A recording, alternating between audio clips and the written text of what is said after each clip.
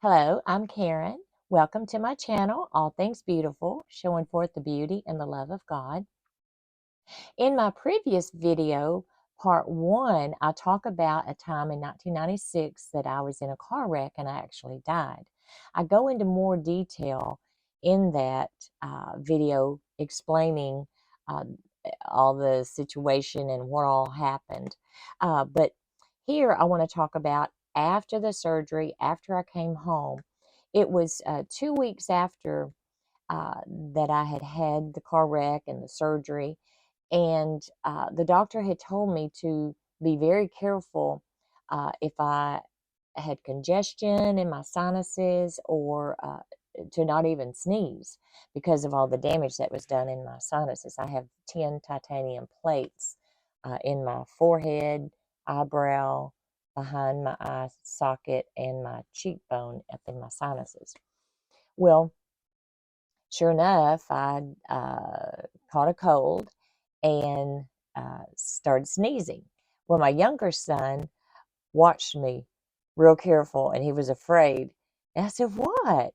And he laughed. Well, he thought that when I said I had 10 titanium plates, he was thinking dinner plates. And he was afraid that they would come flying out my nose. And anyway, that was funny. But um, I called the doctor and told him what had happened, that I had actually sneezed, and so he wanted me to come in. And he tested the fluid from my nose, and come to find out it was spinal fluid. And he said that apparently there was more damage done than what he realized, meaning that it had gone into my brain, the injury. So he scheduled me for an MRI, and he told me that it's very possible that we would have to go back in and do surgery again. Well, this was only 2 weeks of being home, and I told him that there is no way, physically, emotionally, mentally, I just couldn't do it.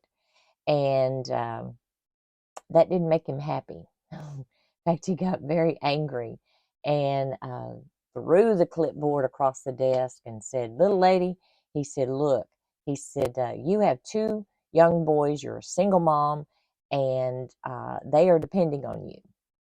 I said, "I understand that, but there's no way I can go through surgery again this soon."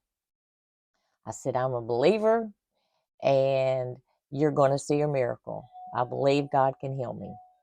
And he just shook his head. So I took my boys to their dad, dropped them off, and I called several friends that I had. I had so many good faith, word believing friends that stood with me. And so I called them and let them know to be standing, be praying. One in particular, prayer warrior, was gone, so I left a message for her and I just explained the situation. And anyway, so I dropped the boys off, went to a park, locked my doors, and got my Bible and just got alone with God. And I just said, "Look, Lord, there is no way I can go through this surgery." I said, "I need a word from you, and you give me a word to stand on, and I will stand. By golly, I will stand and not be moved." Well, I sat there quietly, and I heard Psalms 103. So I grabbed my Bible, and let me read it real quick here.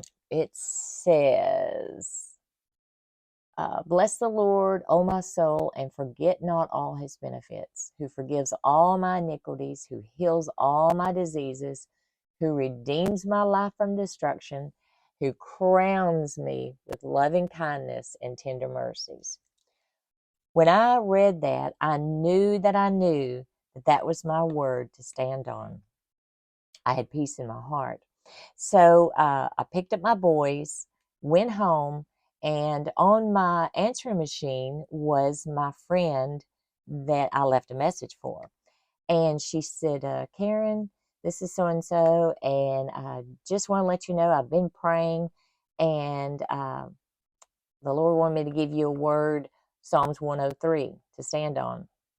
I was like, look at there. Thank you, Lord. I knew then that I knew that that was my word to stand on, that I would see a miracle.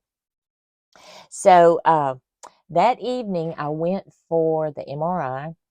And as I laid in that tunnel, I don't know, 45 minutes, hour and a half, I just meditated on Psalms 103 over and over and over. Who redeems my life from destruction and crowns me with loving kindness. Lord, I thank you that my life is redeemed from destruction and you crown me with loving kindness. If they could have read the MRI, read my brain waves or whatever, all they would have seen was Psalms 103, Psalms 103, over and over and over. The next morning, I went to the doctor's office and he put up the report up on his little board, and so we sat there and looked at it, and he looked puzzled. And I said, what's going on? He said, well, he said it doesn't show that there's any damage done. And so he said, let me test again. Well, sure enough, he tested and there was nothing. No spinal fluid, no anything coming out. And no damage to the skull. So I couldn't resist, and I told him, I said, I told you you would see a miracle. And anyway, he had to admit that he had never had a patient quite like me.